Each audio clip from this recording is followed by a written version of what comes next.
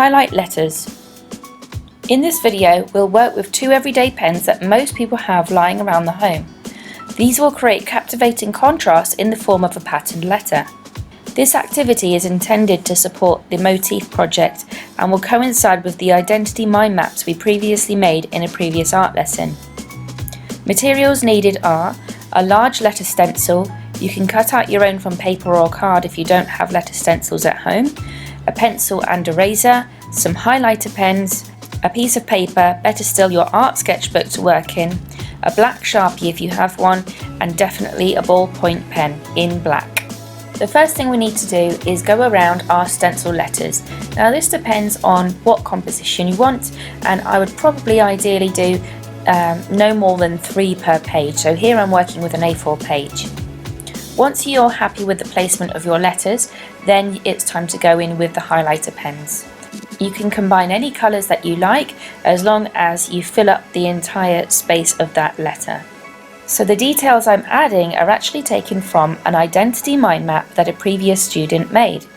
Here I'm adding a few balloons as the student highlighted that he liked parties, and also adding a heart at the bottom and some greenery for nature.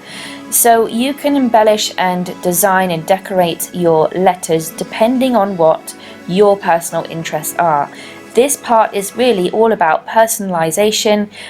Also I'm adding the concept of travel. This was also an extra detail that was in that student's work. So really it depends how you want to embellish and add details to your letters, as long as they represent you.